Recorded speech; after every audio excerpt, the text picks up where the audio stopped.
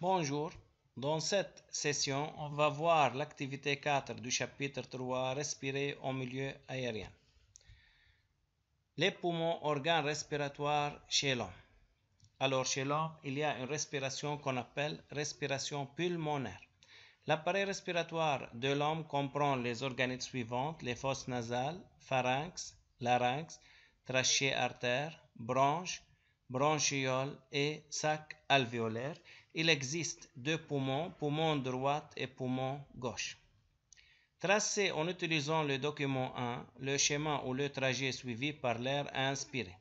Alors, l'air inspiré suit le trajet suivant.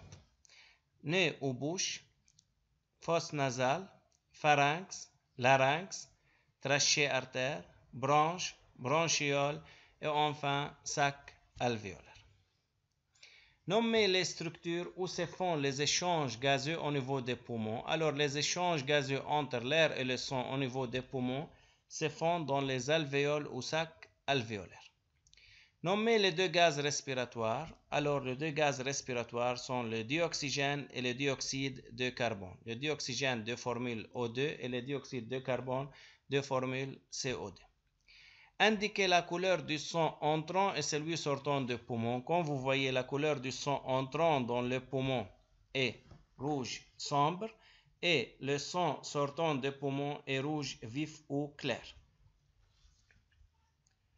Comparez la composition de l'air inspiré à celle de l'air expiré et dégagez le gaz retenu dans le corps et le gaz rejeté. Alors, dans 100 ml de l'air, le taux de dioxygène, comme vous voyez, dans l'air inspiré est 20,5 ml. Alors, plus grand que celui dans l'air expiré qui est 16 ml. Par contre, le taux de dioxyde de carbone, comme vous voyez, dans l'air inspiré est 0,03 ml, plus petit que celui dans l'air expiré qui est 4,5 ml. Mais le taux de diazote dans l'air inspiré est 79 ml est égal à celui dans l'air expiré. Donc, au niveau des poumons, le corps absorbe ou retient le dioxygène et rejette le dioxyde de carbone. Précisez si le diazote est utilisé par le corps. Comme vous voyez, le volume de diazote dans l'air inspiré et dans l'air expiré ne varie pas. Alors, c'est-à-dire, le diazote n'est pas un gaz qui est utilisé par le corps. Non, car le taux de diazote dans l'air expiré reste le même que celui dans l'air inspiré, alors le corps n'utilise pas le diazote. Comparez la composition du sang entrant dans le poumon à celle du sang qui en sort et tirez une conclusion concernant les échanges entre l'air alvéolaire et le sang. Comme vous voyez, dans 100 ml de sang, le taux de dioxygène dans le sang entrant est 15 ml, plus petit que celui dans le sang sortant des poumons qui est 20 ml. Par contre, le taux de dioxyde de carbone dans le sang entrant est 53 ml, plus grand que celui dans le sang sortant qui est 49 ml. Mais le taux de diazote dans le sang entrant et dans le sang sortant est le même, c'est-à-dire 1 ml. Donc, au niveau des poumons, le sang qui gagne ou retient le dioxygène et rejette le dioxyde de carbone. Au niveau des poumons, le sang prend le dioxygène et rejette le dioxyde de carbone.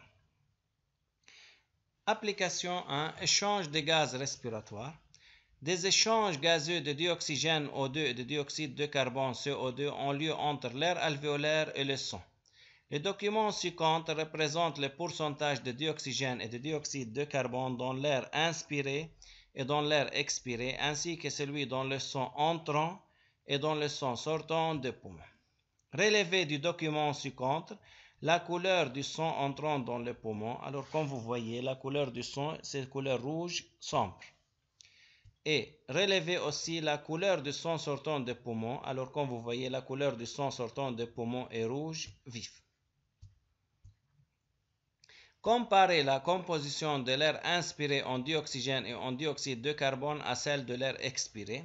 Alors, le pourcentage de dioxygène dans l'air inspiré est 21%, plus grand ou bien supérieur que celui de l'air expiré qui est 16%. Par contre, le pourcentage de dioxyde de carbone est 0,03%, plus petit que celui dans l'air expiré qui est 5%. Que peut-on en conclure? Donc, le corps ou l'air alvéolaire absorbe ou retient le dioxygène et rejette le dioxyde de carbone dans l'air. Montrez en se référant au document ci-contre que le sang sortant des poumons s'est enrichi en dioxygène, c'est-à-dire il devient riche en dioxygène et s'est appauvri en dioxyde de carbone. Alors, puisque le pourcentage de dioxygène dans le sang entrant dans les poumons était 14%, mais augmente jusqu'à 20% dans le sang sortant, alors le sang gagne ou s'enrichit en dioxygène au niveau des alvéoles.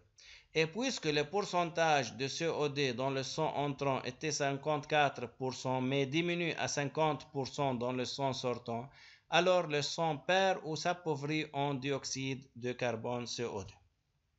Dégagez le sens des passages de dioxygène et celui de dioxyde de carbone au niveau des alvéoles pulmonaires. Alors, au niveau des alvéoles pulmonaires, le dioxygène passe de l'air alvéolaire vers le sang, mais le dioxyde de carbone passe du sang vers l'air alvéolaire. Enfin, merci de votre attention.